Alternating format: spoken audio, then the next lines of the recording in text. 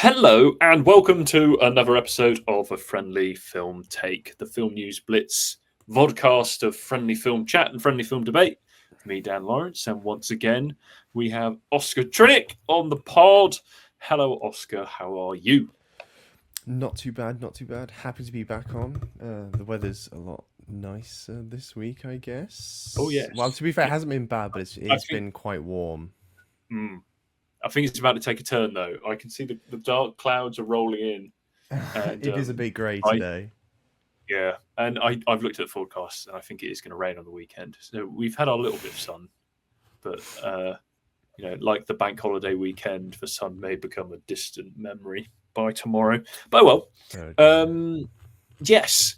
What are we going to be talking about today? Well, Cannes Film Festival lineup for 2026 has been announced, and we're going to take us through the sort of highlights and omissions and stuff like that. We're going to also talk about the drama, the new A24 film with Zendaya and Robert Pattinson, and then we're going to sort of touch on some maybe films we wish we could go back in time and watch for the very first time once again. So some fun little topics to talk about. But I suppose first of all, what have you been watching in the interim, other than the drama? What have you been watching since we last spoke?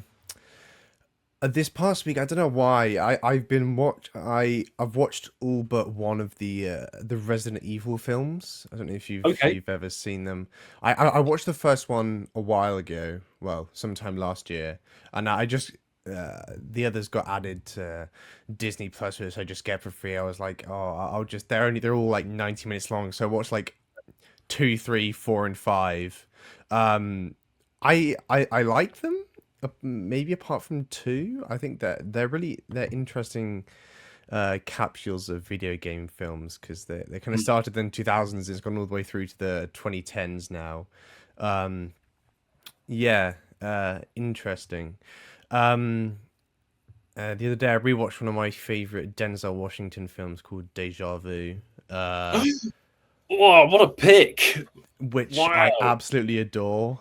I'd seen it before, and this watch I was just like, it's incredible. I love it so much. That is such a when did that must have come out in the 2000s, because it feels like 2006. It is pure 2006, that, isn't it? You couldn't get more 2006 than Deja Vu. What a film! I love the bit when he does the pen for the first laser on the screen and everything, and you're like, whoa! It is. God, what a pick! What a film! I think I saw that first time, like trailered, like on another DVD, like DVD at home. It feels like that kind of film. And I was like, oh, what is this? And I don't think I was even fully aware of Denzel in terms of his screen presence at that time. But yeah, what a film, with the late great Val Kilmer in it as well. Yes, as well, and Tony Scott as well, actually, who directed it. He's made a lot of great films. I think it's my favorite of his. But yeah, really, really good. What was that? Sorry. Just a deep cut. I was when you're thinking, it's not a film that is ever like at the forefront of the mind. What a throwback. For me, it is, because I love it so much. Well, fair play. But yeah, no, it's weird because I think last year was the first time I watched it. I hadn't really heard about it before that. But yeah, the second watch just took me away completely. Love it so much. It's one of those films that I feel like maybe we're slowly getting back to those being in cinemas a bit more again. I feel like maybe in the couple of years after COVID or amid the strikes, it feels like a film that would go on to like streaming and maybe bypass a cinema, because it's obviously not a major franchise or something like that. But it feels like maybe in the year 2026. That would be one that would give us a re-release. Give us a re-release. 20 years. Just get that big massive screen in their control room on an IMAX. Oh wow, brilliant! I've been What have I been watching? I went through and rewatched all of the In-Betweeners in the past week before going to bed, including the 2 films. So that's a bit of a nostalgia trip for me, because that sort of came out whilst I was in secondary school. So it's sort of like this frightening mirror of reality. So that's quite fun. And what else have I? Oh, and there's another fun Channel 4 comedy called Drifters, which is quite amusing as well. So that's been me. But yeah, Deja Vu. Wow. Best floor that has. Where to start? Right. Riding the crest of that wave, I guess we've got the fun announcement that is it the 76th Cannes Film Festival? 79th, I think. 79th. And this is obviously the big daddy of film festivals, or one of them. This is when we get to watch everybody stand and applaud for 10 minutes. That and Venice, yeah. All the socials post it, don't they? And we're sort of meant to think it means something these days. But obviously plenty of films sort of up in the schedule, in competition, out of competition, all that jazz. What films have caught your eye, and maybe what films are you surprised aren't going to be presented? I feel like I'm in keep enough in this kind of realm of film festival area that that a lot of the picks on here are like I expected to be there. I'm like anticipating that we'd see them this year. But I think there's a good amount this year that I'm intrigued about. But you always get the ones that are the best ones that you kind of don't see coming, and then we'll see later down the line that are like nice surprises or whatever. For me, film playing a competition called All of a Sudden, directed by Ryosuke Hamaguchi, Japanese director, Oscar winner actually for Drive My Car, which was 2021, 2022, I think. I think it was nominated for Best Picture, and it won International Feature. Was it nominated for Best Picture, or was he nominated for Best Director? It was one of the two anyway. But he did win International Feature. I'm hearing it has a runtime of about 3 hours and 15 minutes, which makes me even more excited. I love a number of his films. So this was really exciting to see on there. There's always an interesting gag because I know we talked about kind of A24, but Neon are kind of one of the other big companies, and people say they films that Neon have bought have won the Palme d'Or for like the last 4 or 5 years now, I think. People make some stupid thing out of it, but like it's good for distribution because Neon just end up buying out like half the competition before it's even like begun or like halfway through, so they can just get stat pad and get that even more. But no, I guess it's good for distribution because these films get out there because of that. But I just think it's an interesting thing that they go for. Danish director Nicolas Winding Refn finally making another film after 10 years. Guy who made Drive, which is a pretty iconic film for most. Her Private Hell, with a great cast. Sophie Thatcher, Diego Calva, Charles Melton, Havana Roselieu, all fairly big names. I'm very much looking forward to that. That is not in competition even. I think it should be. I think there's this year the competition lineup looks quite safe in terms of subject matter. I know this is meant to be quite sexual and violent like a lot of his other films. And going on from that, one of my favorite titles, by the way, of the year, we have Teenage Sex and Death at Camp Miasma. Incredibly, it's such a clunky title. It's so long, but I like it for that. We've already got a trailer for that that comes out, and a date comes out in August. But that's premiering out of competition from Jane Schoenbrunn, who is a really fascinating filmmaker. They have films like I Saw the TV Glow. I don't know if you've seen that. They're from a few years ago. Kind of mix of horror and sci-fi in a way. But yeah, they're really fascinating. And then, oh yeah, we do have a couple good ones. Coming off kind of Oscar nominations, we have Renata Reinsfer and Sebastian Stan in a film called Fjord, which I think is a really interesting cast because I think Sebastian Stan is one of the most fascinating kind of post MCU careers Yes. out of those actors. I think he's kind of really got going in kind of the other realm that isn't kind of franchise filmmaking out of those lot, and I think he is a really phenomenal actor. He was in a film called A Different Man a few years ago, which I thought was really, really interesting. And this seems to be interesting as well. And lastly, I will say a film called Hope in competition. I think it's still on Amazon Prime. There's a South Korean film that this director made, Na Hong Jing, called The Wailing, back in 2016. Really, really interesting horror film. I would definitely tell people to go and check it out. It's really fascinating, quite scary. It's got Michael Fassbender in, Alicia Vikander, Taylor Russell, who hasn't been in films in years. One was, I think her last one was like Bones and All with Timothy Chalamet. And Ho Yun, who was in the first season of Squid Games. But yeah, there's a lot to get excited about this year, and more later down the line. And they always end up like, this is like 95% of the announcements, and then there's always like some later announcements in the coming weeks. So I guess my notable omissions, some of them could still make it in, and I hope so. Um, uh, but up until a few weeks ago, one of my most anticipated films of the year was going to be a film called Out of This World from Albert Serra. But in the past couple of days, it was announced that the film was in post production and probably is going to. And it's really interesting because some of these filmmakers are so dedicated to having films premiere at Cannes. Like, this will probably could be done in the year, but like they won't want it to.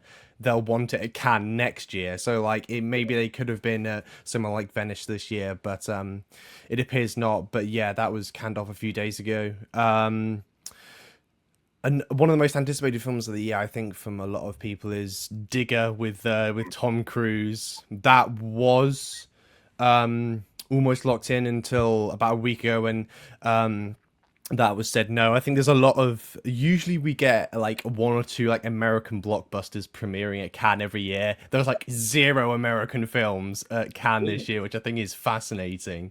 So that's not going to be there. A film called The Entertainment System is Down from Rupert Ostlund. I think it's got, who's in it? Oh, my mind's going blank with names now. There's loads of famous names in it. It's the guy who made Triangle of Sadness. Yeah, a film I didn't love. Who plays MJ in the 2000 Spider-Man's films? Her name has just gone out of my head. Kirsten Dunst. Kirsten Dunst, thank you. I know she's in that. Yeah, and I think there isn't a ton of omissions. Mostly because I feel like this year is quite predictable. Maybe there's some changes, but I'm hoping that maybe some of those could make them in last minute. But even though I hope to be there next year, but I always love keeping track of everything, even though like I'm not not going to be there. I always love to kind of keep out, like put things like on like a random list on my letterbox, and like so I can kind of keep reminding of it and see if it comes around later in the year. I guess it's in release, or if I can see it at LFF, at another festival. So yeah, it's always good to look forward to. Speak it into existence, and you'll be there next year. Perhaps that's exactly that's the target. It's interesting. A couple of films, yeah. I mean, Nicolas Winding Refn, I guess, jumps out for me because Drive is a film I love, and it's quite interesting. His career didn't really, in terms of post Drive, I guess maybe didn't go the way that you would expect. It's kind of like that was a film that really launched him into the, I guess, a Western cinema consciousness, and maybe from there you would go on to do, successes. But I think his films are kind of like, since then, Only God Forgives, Neon Demon, they're kind of polarizing, aren't they? Or divisive, they are like very, and Marmite films. Whereas yeah. I think Drive is one of those films which is maybe more universally loved. I mean, it's very slick, it's very cool, violent, has that sexual tension in it as well. Obviously, that sort of stoic, almost robotic Terminator-like performance from Ryan Gosling, but he's just like tortured, sort of. It's like this sort of tortured soul / like guard dog of a character, isn't he? Like when he stomps that guy in the lift and he looks up at Carey Mulligan like, "Please love me." And a film with a great soundtrack, and then his like debut feature, great film, Danish film, Pusher. Pusher. I was about to say he has an interesting kind of earlier career. He's made obviously Pusher trilogy, like, and then Valhalla Rising, all with Mads Mikkelsen, who most people know and love. But yeah, his like 2010s career is a lot different to that. And I think this film is going to fall in line with the kind of Only God Forgives and Neon Demon side of things from the look and sound of the synopsis. The poster's like fishnet stockings, isn't it? Well, do you know what? That's interesting because he's been like posting loads of teasers on his Instagram, but those, it turns out that those were not from the film. I think they're from a music video he did with Travis Scott. Because he's done like loads of, I think, like music video projects or whatever. But they're from that. But in essence, I think that's maybe teasing what the film is going to hold as well, further than just kind of what was in the music videos he was taking from. And then the really whimsically long title. I watched the trailer for that, and it looks. Yeah, it does. See what that, and it's got Gillian Anderson in it. So, like, why wouldn't you watch it? Because she's, I guess, she's phenomenal, isn't she? And there's that spot in the trailer. It's just sort of out in the wilderness in front of the woods, and they're like hacking her body, and then this plume of like bright red blood flushes up into the sky. Doesn't it? It looks nuts. Very cool shot, and like it really like a really like vibrant, juicy red. And I was like, which kind of, I think a couple of pods ago I was whinging about not enough high contrast color. I agree. We need goes against that, doesn't it? It feeds into that want of some pop and color, doesn't it? So yeah, that is a film worth looking out for. True. Yeah, definitely. I think though, like I love like old movie blood. Like where it's all like bright and crimson, rather than I feel like now it's like it actually looks like blood, but I preferred when you can tell that it was fake and it was really, really bright, and I think that kind of fits into it. There's something I remember. There's something about old movies, obviously, because they can't rely heavily on CG or like realistic effects. Obviously, the movie is doing so much work in making you believe in the story, believe in the characters, so that those things don't matter. I remember I was in I was actually study abroad. I think we'd watched Casablanca, and so it was in America. And some student in front of me mentioned about like how he preferred more modern films because of the effects and stuff like that. And I was like, hang on a minute. I was like, films like this, the story's so good, but the lack of realistic effects doesn't matter. And I thought I was like, oh, I need to say this. So I'm with you on the fun sort of fake blood. But there's I think there's a charm to all like the slight not tackiness, but like with like practical effects or like a rear projector shot or something like that just I find quite cozy with old films. Yeah, I'm kind of like that with like, so I'm a big fan of Doctor Who. Have been since I was a kid. And obviously classic Doctor Who was known for being very wobbly, cardboard, tinfoil and all that. But even when the revival from 2005 onwards, you could tell it was BBC funded and BBC funded alone, because like it still looked quite like rough and ready. But in terms of a storytelling perspective, at least in my opinion, it was some really good stuff. But then obviously they had the Disney partnership where they pumped more money into it, but then I think it lost a lot of its sort of heart and soul, and I guess that sort of rough and ready, practical, bringing it together just for the love of it sort of thing. I think it lost that, but it didn't pan out anyway, didn't it? Because Disney then buggered off.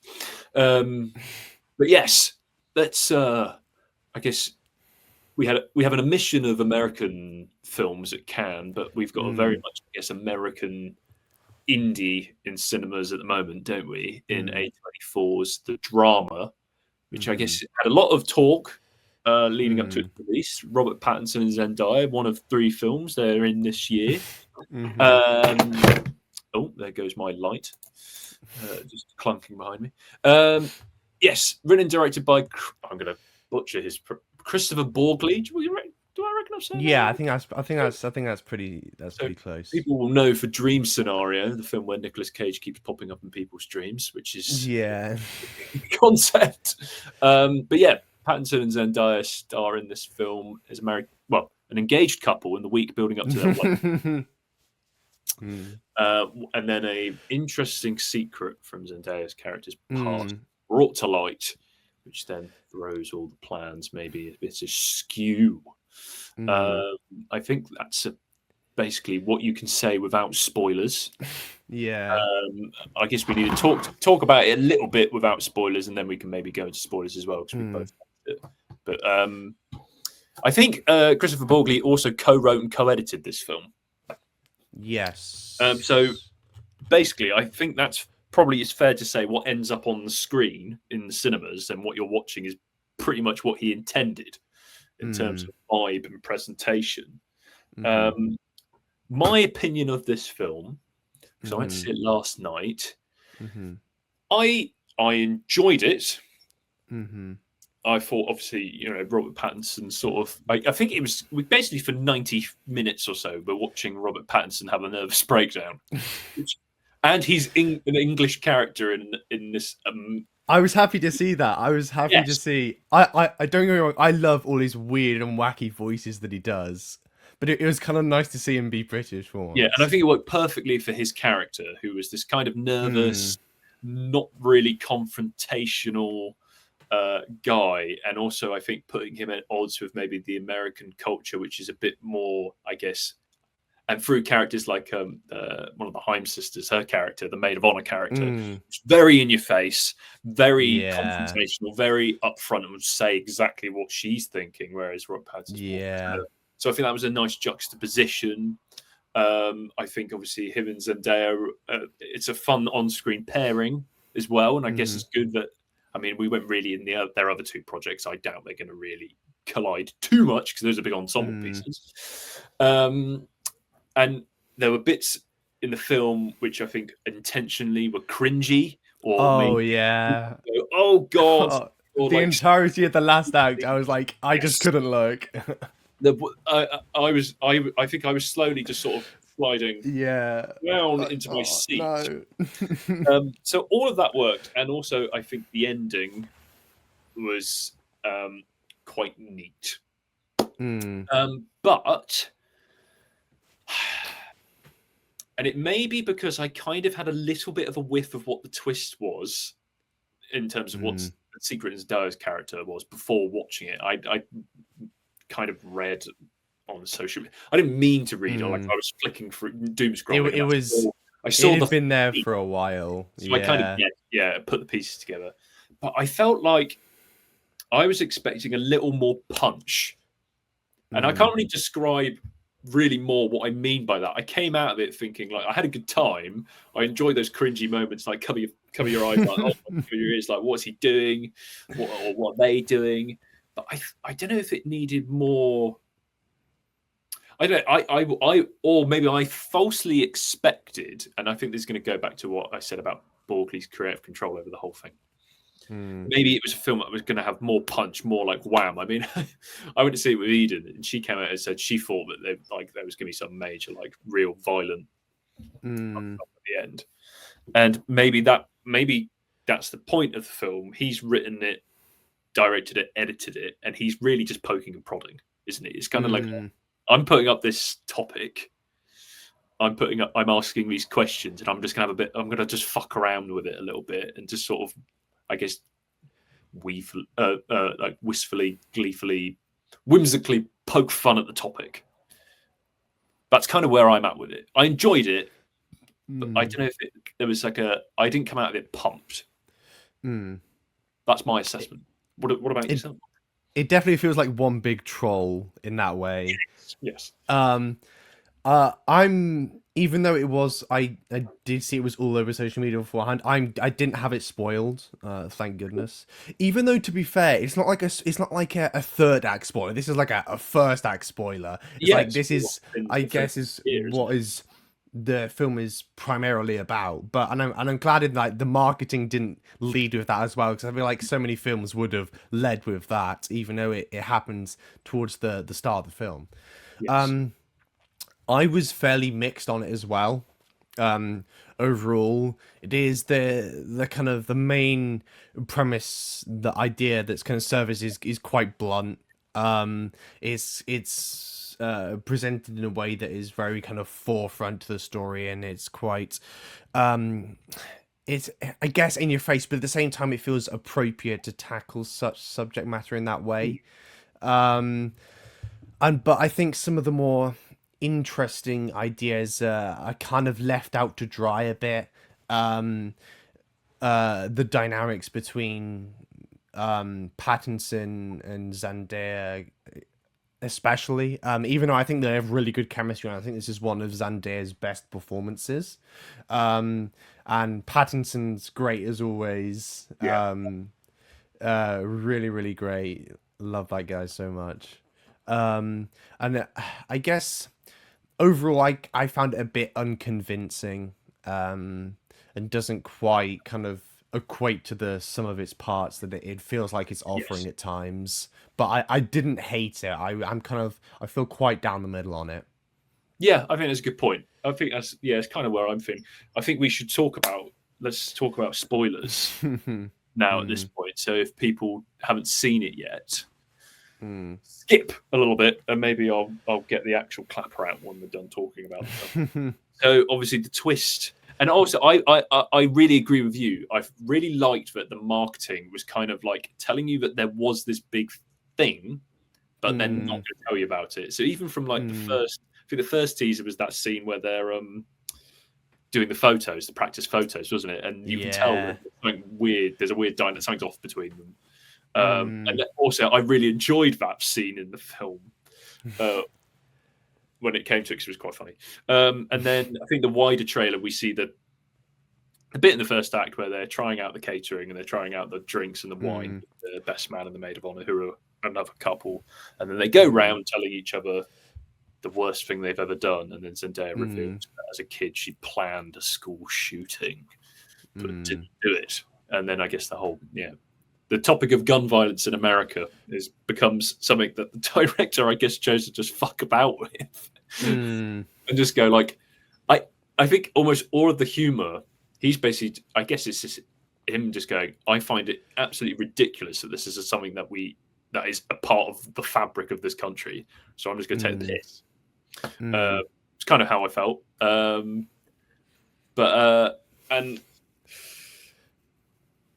yes, so that's the twist, and I don't know what I was expecting before the film, but then I guess that being the thing is so odd, and I don't know what I was expecting the thing to be. To be honest, that she did, but it wasn't what I was expecting. Yeah. What did you have any sort of what you think it ought to be, or what you thought it might be going in? I genuinely don't know. I can't think. Maybe something more to do with like love or like cheating, I guess, which does eventually end up happening later in the film. But it's intentionally provocative in that sense, but I don't know how far it goes to actually be worthy of that. Like you said, it really pokes at the idea, and it's very forward with the subject matter, but at the same time it feels like a sort of a cry. It's like this has been going on for so long, like this country is just so unwilling to come to terms with itself. Which I feel like is the idea that it kind of leads with. But I felt that the better parts of the film was where you've got this division between thoughts thoughts that are actually realized and happen, and ideas that are actionless that lead to nothing. So I think it's interesting because Zendaya's character is like the only one of the four who doesn't actually harm anyone. Like she doesn't do anything, and the only person she hurts is herself. Yeah. Out of that, and like the other three are like coming at her, and like they've all done pretty horrible things, Yeah. and like Pattinson ends up cheating, and but it all keeps on getting spun around to Zendaya, which I think was the more interesting idea of the film, which I don't think it kind of kind of brought forward that well, and it was the parts that I kind of felt were key to her character quite a lot, and the parts that moved me more so than the specifics of kind of the gun violence and this kind of and how it's situated in America. Yeah, and the film very much, like you say, it very much focused on Robert Pattinson's character's reaction to it and how he was dealing with it. That became almost the film's like sole focus, rather than how Zendaya's character was grappling with it. I do, yeah. So coming back to they're talking about the gun violence, and then it cuts to that when they go to the photographer, and she's like, "I'll shoot you. I'll shoot you. I'll shoot you. The maid of honor." I was like, "This is perfect," and just like seeing their face, like they're like, "Oh fuck." Which I thought was absolutely incredible. Just so fun. That was funny. That really made me laugh. The shot of Zendaya when she's like in the bed, like almost naked, with just the rifle in her hands. Like the kind of dream sequences we get. We kind of, I think it's interesting because we like see like a quick glimpse of like a wedding, like everybody's dead, like all over the floor. Very not withholding anything in the sense, very literal. Which, like I said, I think that I'm torn on it because I feel like it is fairly blunt and maybe a bit shallow, but at the same time, it's like this country just like, no matter how many times this happens, like they just can't deal with it, and it feels a bit desperate. Yeah, it's almost like the shoot. It's almost like it's been made into like a MacGuffin.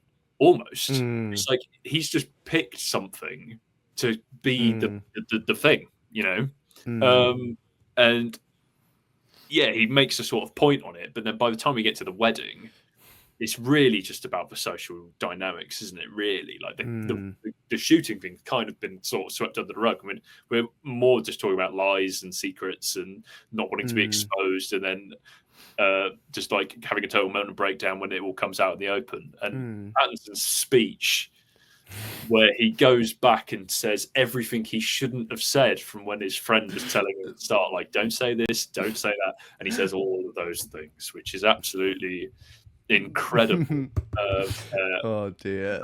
Funny. And he's so good with it. Like I was the whole time I was watching the film and I was like, this is the same man who is being Batman, like one of the most intimidating characters you can play, and he's just this blubbering mess. It's a wonderful contrast and really fun to see. And I think what I hope for this film, or is maybe people who've sort of maybe seen his beginning career, which is major blockbusters. Obviously, then post Twilight, he's gone off and diversified in every direction, hasn't he? I think that's my favorite portion of his career. He did like 2 films with David Cronenberg, which I both love, and and now he's kind of resurfacing into that. But obviously, he's always been a great actor, to be fair. But he's doing a lot of interesting projects. And obviously, he's the Batman. He was in Tenet, so he's kind of dipping his toe back into the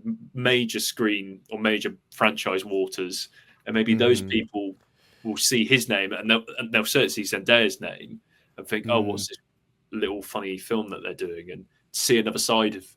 There may be people who see another side of both of them, especially Zendaya, like you say. This is like probably one of her better performances. It's not. I mean, you've got her doing sort of meaty, dramatic stuff in Euphoria. But I guess that's a high school drama. and then obviously she does the franchise stuff. Spider-Man. June is like this. Obviously, is an adult role, but that's a very different type of film.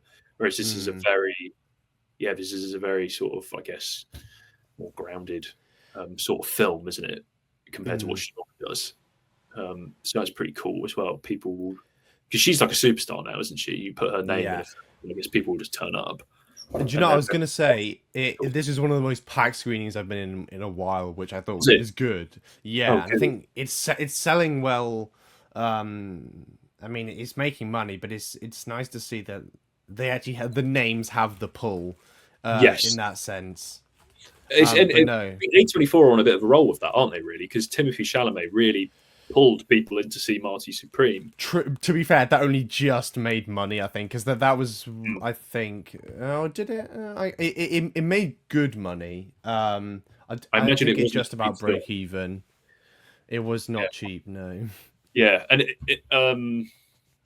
I must say, I had a fairly, I went to an Odeon, which is typically quite empty. Like, it's not a packed cinema ever. Say for a couple of films, and it was a half H screening on a Thursday evening, and there was still there was at least 20, or there was enough people in there for me to be able to hear their reactions, not just my own, which was nice. I really enjoy that when that happens. Did you have an energized audience who were doing the same sort of thing, or? Yeah, I guess. Yeah, maybe not. I think that maybe just British audiences who were a bit more reserved. I went once. Actually, considering the sequel's out now, when I went to New York, I went when the first Mario film, the animated one, was out, and I went to see that in Lincoln Square, the AMC there, with the famous Nicole Kidman ad, and like audiences there are just crazy. Oh wow! Yeah. So, and they digged Mario, did they? Yeah, I did not, but that film has its purpose, and its purpose is to put families in the cinema on the weekend, and serve them up some colourful stuff. I mean, that's really big stuff. Yeah, I don't feel compelled. Having seen the first one, I don't feel compelled to see the second one. What was I going to say? I saw another film when I saw Begonia. I saw that last year. That was actually really quite an energized audience. It was in a small screen, and particularly the bit. I mean, we'll say spoilers. We're in a spoilery segment when the cousin blows his head off. Everyone in the screen went. A girl sat next to me, literally like sort of like her whole body went jolted, and I was like, "Oh, this is great fun. I'm enjoying this. Everybody's really involved.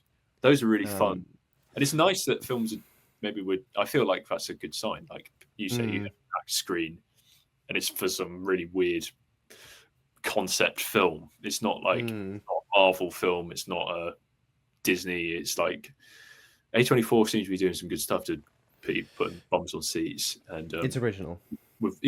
It's original, which is really nice. Like Deja Vu. exactly like Deja Vu. There we go. It's almost going to get a Deja Vu cinema experience. There we go. Meta. One thing about the drama, this is such a weird thing. I just maybe like pick up in my seat, but there's a scene, a flashback scene where Zendaya is like in the school, and like they're like discussing. We get the scenes where like she becomes like an activist for like gun violence, and they're in like circles talking about gun violence, and one of the girls say, "Oh, all the school shooters are male," and it's like she says, "Oh no, they're not." There's this song called "I Don't Like Mondays." I was like, I sat up because that's like one of my favorite songs. Oh, nice. Which is about a real school shooting that happened with the girl in court. They asked her, "Why do you do it?" And she just said, "I don't like Mondays." But yeah, weird, like a weird link. Well, not link, but a weird choice of I was kind of really hoping that he wasn't gonna like needle drop like that song or like any song related to school shootings, because there are some out there, but I don't know. He kind of gave off the vibe that it was going to. Yeah, I always think another thing on the film, how much fun the wedding scene was. I almost wanted us to have spent longer at the wedding. Would have been cool. But then again, like, do you want too much of a good thing? I suppose. And the scene when the DJ in the middle of the speech, he gets his wires wrong and it sounds like a gunshot. I was like, that is absolutely brilliant. Like, and I've been seeing people reviewing. I should really get the right name, which Haim's sister it is. But the maid of honor character, everybody has been like going, she's done such a good job because I hated her. Which I came out of the film thinking like, gosh, she was. I mean, yeah, you could be annoyed that Zendaya wanted to do this really horrible thing, but Christ, you're. I mean, just give it a rest. Alana Haim, there you go. Yeah. Rachel. I mean, considering what. And there's the first, like, you trapped a disabled child in a closet. It's like, I didn't say that. You said he was slow. Yeah. And I think all of those lines coming from Pattinson, they work so well because he's English. There's a very all of those jokes are very English sensibility, aren't they? This sort of do you know what? morbid humor. The worst scene was the scene where he goes up to the cousin on the street, and I was like, I can't watch this. I was so terrified that he was going to turn around and chase her. Like when he walk away, and he sort of stopped a couple of times. I may keep going, please. I was like, you haven't stopped her enough, and I was like, oh, yes, oh my word. Yeah. Do you know, it's interesting though, because about the Britishness, I was watching some like the promo stuff that they were doing. They had like this thing where they were like giving relationship advice, all four of them, and like he gives wildly different answers to the rest of them. And I think that is quite distinctive of his Britishness compared to the others. Yeah, but he's been married for quite a few years now, hasn't he? Yeah, well, he's got a kid. The Suki Waterhouse, that's it, the singer. So it's maybe like he's kind of like I all this advice is like meaningless to him because he's just in a long-term relationship, so he doesn't. He is very funny on press tours. He just doesn't all of the stuff in press. You can tell he's being himself, which is not very PR trained. He's just saying what he thinks. And he said that he has like accounts on Twitter or whatever. He keeps up with like gossip and random internet talk and things like that. And I think you can tell, to be fair. Yeah, he's a great guy. I really like him. I think he comes across very, very genuine and a lot of fun. And he's a great actor. Yeah. This next bit I had in my podcast notes, next chit chat discussion. It's amazing that you said Deja Vu because this fits. I feel like it almost fits into this, but basically, for a long time, my sister-in-law, who's only just turned, well, she's 17, and she's never seen The Dark Knight, which I was like very surprised. Well, I mean, it came out the year she was born, so like opportunity.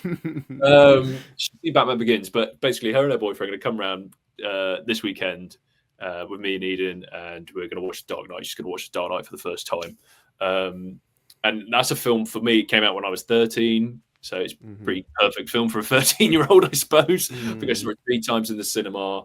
I watched it again during COVID when cinemas reopened for the first time, and I was like, "Fuck yeah!"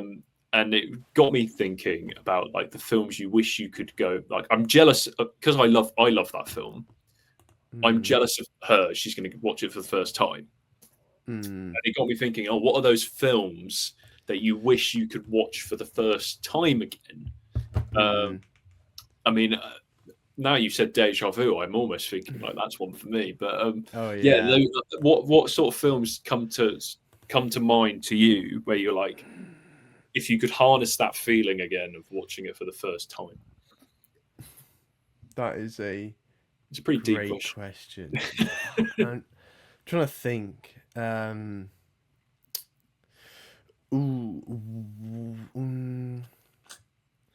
There's a film from the 70s called Sorcerer, directed by the great William Friedkin. Incredible film. Roy Schneider's in it. I don't even want to say what it's about because like it doesn't reveal what it's about until like halfway through the film. If you haven't seen it or heard of it, it's pretty like incredible. It's like kind of a man versus nature kind of film. Um, and these kind of four guys from are all kind of running away from troubles in their lives all over the world, like converge on this town in like remote South American town. And yeah, stuff happens. It's wild. It's crazy. It's one of my favorite films. And I just remember being blown away by it. So well, that is definitely one of them. What other films do I wish I could watch for the first time again? That's a great question. I'm gonna hit Have you got any more? Yeah. Have you got any? Yeah, that are not the Dark Knight. I would say one for me. I mean, this is kind of will probably be Empire Strikes Back, with a caveat, because I think I watched that as a kid. I guess like most people do, being Star Wars. But I'm pretty certain from memory I was already aware, because culturally I think I was already aware that Darth Vader, the big Star Wars twist of obviously Darth Vader being Luke Skywalker's father. Spoilers. But I often think back, because that's almost like the granddaddy of film twists, isn't it, in cinema? And obviously it came from an era when that was out in cinemas. Obviously you didn't have things like the internet, you didn't have things like social media being able to ruin major spoilers for things like that. And I almost wish with that film, I would love to be able to harness, or like if I had a time machine, I could go back to 1980 with no knowledge and go watch that, and just to witness how everybody would feel when Darth Vader goes like, no. I mean, I think that would be like iconic. Well, I would love to. I asked my dad about it once. I was like, do you remember watching it for the first time and reacting to it? He went, no, I don't remember. I was like, oh, God. No. And then another one, I mean, this is a really silly one that only just popped into my head. Probably Marley and Me. And only because when I watched Marley and Me, I remember being surrounded by a sea of just crying people in the cinema. I was like 10 and probably not really in tune with my emotions because I was like a boy.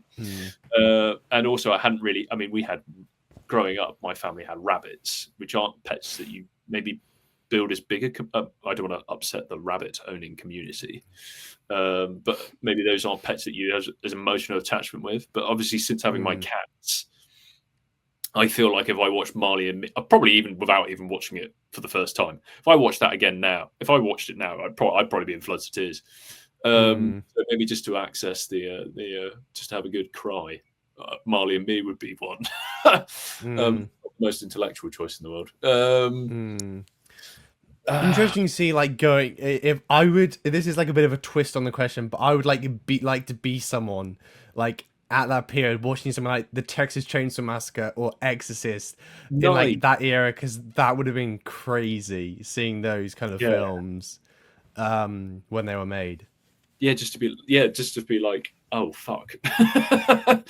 Yeah, that's the thing. I guess cinema really, in terms of art forms, is relatively, in terms of human art forms, is relatively young, isn't it? Really, just over, I guess, 130-ish years old. It's not like class. It's not like music or painting, which has been going for centuries. I guess our grandparents' generation, and even our parents' generation, got to see films which were the first of their kind, like you say, like The Exorcist. There wasn't a film for The Exorcist that was like The Exorcist.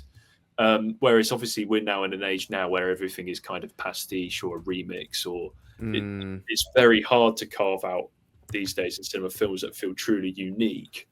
I think a film that I only just watched for the first time recently was Past Lives, and that really hit me. I mean, I came away from that thinking like, wow, I really watched something quite special.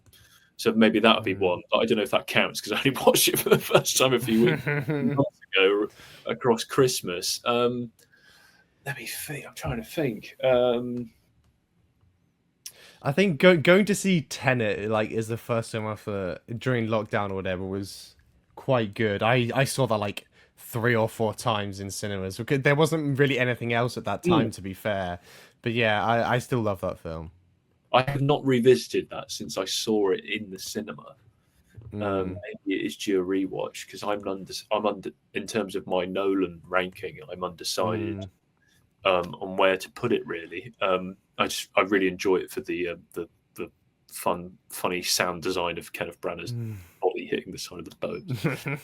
And it's because of that I was doom scrolling the other day, and actually it was like some other podcast were doing a social clip of guess the movie from 3 pictures, and the first picture was his body cascading off the side of the yacht, and I was straight away was like, fuck, it's none of them got it until the 3rd photo that was shown. I was like, it's Tenet, it's Kenneth Branagh's dead body. That's so funny. So yeah, I guess that's a good one. Trying to think. Yeah, have you got any other ones? You've come some really good picks, and I really like that pick of like being someone witnessing the first. I guess it's sort of like Night of the Living Dead was like the first ever zombie film, isn't it? I guess. But it's so this is what I like about horror movies, because there's like you get like films that are like vampire or zombie like way back when in the 90s, but it's not like what we know them as now. Yes. But I guess like the first like Night of the Living Dead is probably the first like conventional zombie film in that sense. There's a film from 40s or 50s called I Walked with a Zombie. It's only like an hour long, incredible film. But like the idea of what a zombie is like is changed and come a long way since then. And I guess the same with like vampires and Dracula and things like that has shifted drastically. Yeah, I was one other one that comes to mind for me in terms of being an audience member in that period. I guess what one would be maybe Wizard of Oz. In terms of obviously it's that magical moment where it's in black and white, and then she steps out of the house, and then the film turns into color. I imagine that must have been something pretty great. Or even be those people who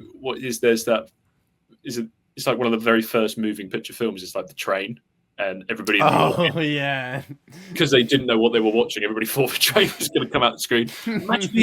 Imagine being in that cinema screening and being like, terrified. That would be fun.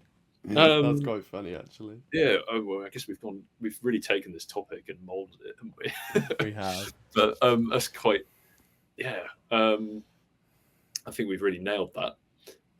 Which neatly, I guess, I think an ending point. Recommendations.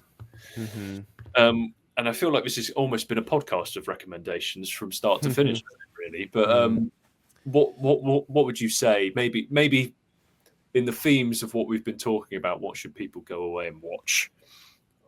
That's such a difficult question.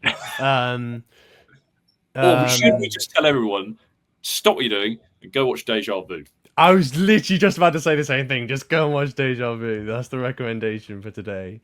Which, interestingly, is a film on America and like the fallout of violence from 9/11 and Hurricane Katrina in New Orleans, which the film deals with. Both of films about terror, which is we've like gone full circle. Which is a film about terrorism.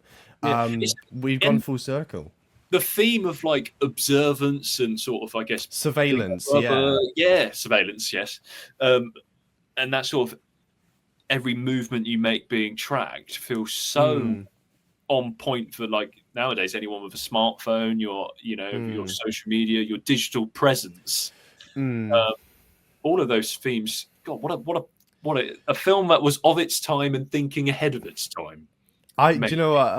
It goes because it's on Disney Plus, which is why I wanted to rewatch it. I was like I said, I get Disney Plus. I just get it free. I got it. I get it free with Sky, whatever Disney Plus. Yes. I'm like, I just, even though I do pirate a fair amount of things. It must be done sometimes, and I think it's important in a sense. But yeah, I just sat down and watched it the other night, and it was just incredible film, and everyone should go and watch it. Underrated, incredibly underrated, so good. There we go. That's a perfect way to end, as we began, repeating ourselves, which is perfect. I'm getting deja vu already. Yeah. Also, another thing I would just say about it, what I love about this film is in that era when, like I said, I think I was first aware of it as a DVD trailer, and it had that guy who always did the DVD trailer voiceover. A new film with Denzel Washington, like the guy who would do it was cut like all the other trailers.